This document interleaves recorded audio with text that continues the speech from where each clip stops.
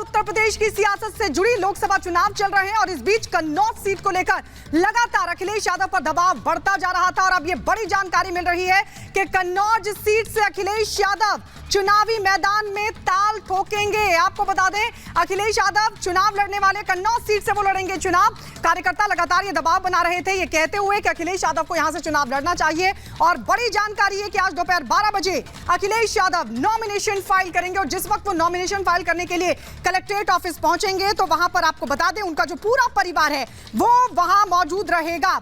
तो मुलायम परिवार की गढ़ माना जाता है कन्नौज और इस सीट से अखिलेश यादव चुनाव लड़ने वाले हैं। ये बड़ी जानकारी आपको दे दें क्योंकि वहां के जो कार्यकर्ता हैं, इस इलाके के जो कार्यकर्ता हैं, वो उनकी तरफ से दबाव लगातार बना रहे थे, जिसके बाद ये बड़ा फैसला और समाजवादी पार्टी के अध्यक्ष अखिलेश यादव अब कन्नौज सीट से चुनावी ताल ठोकने जा रहे हैं।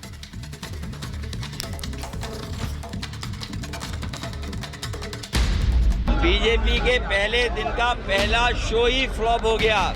न इनकी कहानी किसी को पसंद आ रही है, न इनके घिसे पिटे डायलॉग पसंद आ रहे हैं किसी को।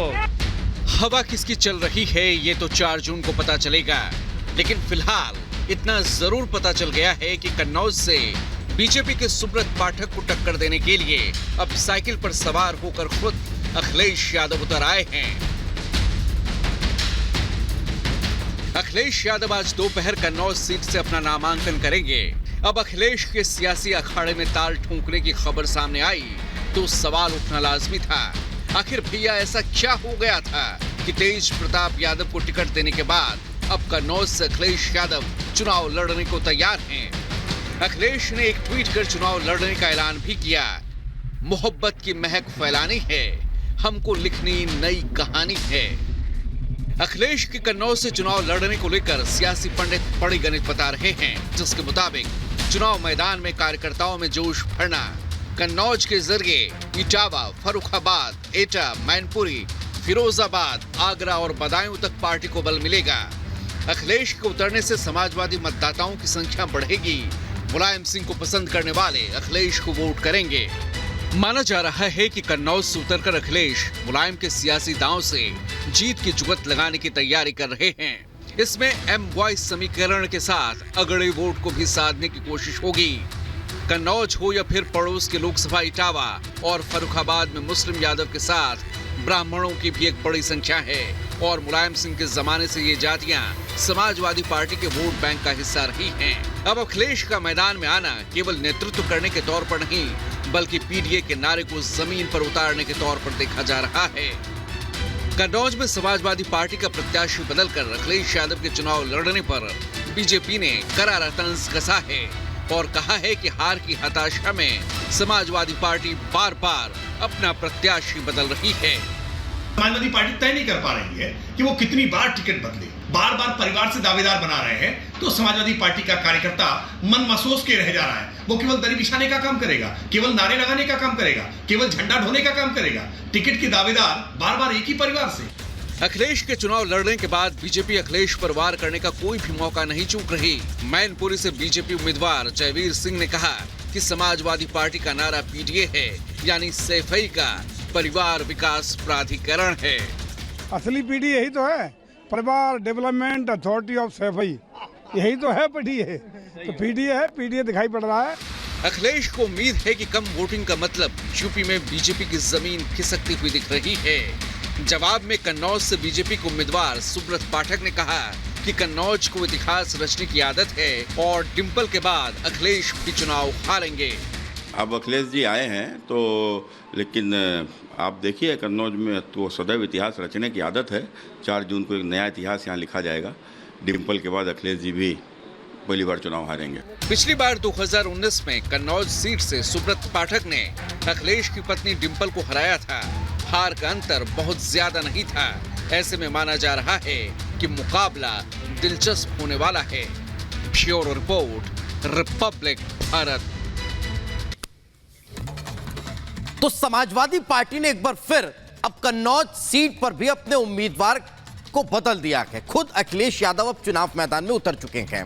समाजवादी पार्टी किस तरह से चेहरे बदल रखी है वो आपको बता देते हैं। सबसे पहले बात कन्नौज की ही कर लेते हैं। तो तेज प्रताप यादव को यहां पर टिकट दिया गया था, लेकिन अब उनका टिकट काट दिया गया और खुद अखिलेश यादव यहां चुनाव मैदान में उतर चुके हैं। इससे इतर अब और आपको बताएंगे, कन्नौज का जिक्र हम लगातार कर रहे हैं कि कैसे तेज प्रताप को टिकट दिया गया और खुद अखिलेश उतरे। बात गौतम बुद्ध नगर की कर लेते हैं। तो 2 बार प्रत्याशी गौतम बुद्ध नगर में बदले गए हैं। कौन कौन बदला गया? पहले महेंद्र नागर को टिकट दिया गया था, फिर बदल दिया गया, महेंद्र नागर का टिकट काटा गया और उनके स्थान पर अब फिर राहुल आवाना को उम्मीदवार बनाया गया, लेकिन उसके बाद राहुल आवाना का टिकट भी काट दिया गया। तो यह गौतम बुद्ध नगर की स्थिति जहां 2 बार उम्मीदवार बदला गया, महेंद्र नागर को दोबारा प्रत्याशी यहां घोषित कर दिया गया। इससे इतर और दूसरी सीटों का जिक्र करें जहां उत्तर प्रदेश में लगातार समाजवादी पार्टी जो है वो अपने प्रत्याशियों को बदल रही है। इसके पीछे के कारण, इसके पीछे की रणनीति, इसके पीछे की स्ट्रेटजी भी आपको बताएंगे। लेकिन बात अब मुरादाबाद की कर लेते हैं। टिकट को लेकर खींचतान यहां पर भी लगातार देखने को मिलती रही है। मौजूदा सांसद एसटी हसन को पहले टिकट दिया गया, अब रुचि वीरा को उम्मीदवार बनाया गया।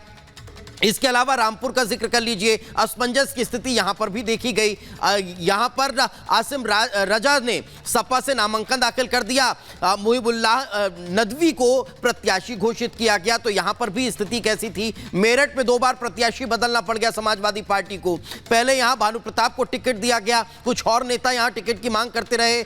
सरधना एमएलए अतुल प्रधान को टिकट दिया गया, फिर उनका टिकट काट दिया गया और फिर बाद में सुनीता वर्मा को यहां पर प्रत्याशी बनाकर चुनाव मैदान में उतारा गया। बदायूं जहां 2 बार प्रत्याशी बदले गए। तो यह कल्चर है समाजवादी पार्टी का जो लगातार देखने को मिल रहा है। धर्मेंद्र यादव को यहां पर टिकट दिया गया था, लेकिन धर्मेंद्र यादव का टिकट काटा गया, शिवपाल यादव को मैदान में उतारा गया। फिर स्थिति यह हुई बदायूं से शिवपाल यादव का भी टिकट कट गया और फिर उसके बाद यहां दूसरे प्रत्याशी के तौर पर आदित्य को चुनाव मैदान में उतारा गया। तो ये आपको कन्नौज में किस तरह की स्थितियां हैं, अब जरा वो बता देते हैं। मुलायम परिवार का गढ़ रहा है। 1999 में मुलायम सिंह यादव को यहां जीत मिली थी, उसके बाद से भी लगातार जो स्थितियां हैं वो यहां पर देखने को मिल रही है। चलिए हम सीधे ग्राउंड पर रुक कर लेते हैं। हमारे सहयोगी अजय दुबे इस वक्त हमारे साथ जुड़ गए हैं। मतलब कुल मिलाकर ये सीट भी एक बार फिर परिवार के खाते में ही गई। पहले तेज प्रताप को टिकट दिया, लेकिन अजय दुबे मुझे ये बताइए, लोकसभा चुनाव में फर्स्ट फेज के चुनाव हो चुके हैं, कल सेकंड फेज का चुनाव होना, लेकिन पार्टी अध्यक्ष की सीट को लेकर भी इतना बड़ा कंफ्यूजन। आप सुब्रत पाठक को टक्कर दे पाएंगे कि नहीं? बड़ा सवाल तो यह पूछा लोगों की तरफ से जा रहा है कि क्या मजबूरी में आ गए अखिलेश यादव क्योंकि कार्यकर्ताओं का दबाव था?